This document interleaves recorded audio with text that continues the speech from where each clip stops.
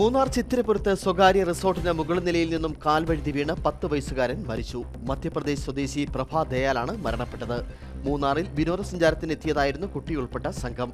അപകടശേഷം കുട്ടിയെ അങ്കമാലിയിലെ ആശുപത്രിയിൽ പ്രവേശിപ്പിച്ചെങ്കിലും മരണം സംഭവിക്കുകയായിരുന്നു.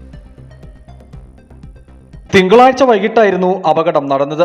മധ്യപ്രദേശിൽ നിന്നുള്ള 16-അംഗ സംഘമായിരുന്നു മൂന്നാർ ചിത്തിരപുരത്തെ സ്വകാര്യ റിസോർട്ടിൽ താമസത്തിനെത്തിയത്. അപകടത്തിൽപ്പെട്ട കുട്ടിയും കുടുംബാംഗങ്ങളും കെട്ടിടത്തിന്റെ 6-ാം നിലയിലായിരുന്നു താമസിച്ചിരുന്നത്.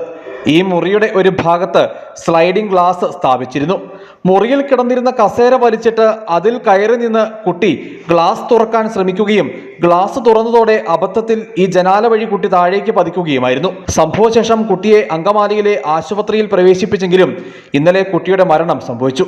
രാത്രി 11-ഓടെ പോസ്റ്റ്മോർട്ടം നടപടികൾ പൂർത്തീകരിച്ച് വിമാനമാർഗം മൃതദേഹം നാട്ടിലേക്ക് കൊണ്ടുപോയി. സംഭവത്തിൽ വെള്ളത്തൂവൽ പോലീസ് അസ്വാഭാവിക മരണത്തിന് കേസ് രജിസ്റ്റർ ചെയ്ത് തുടർ നടപടി സ്വീകരിച്ചു. News bureau, Adimali.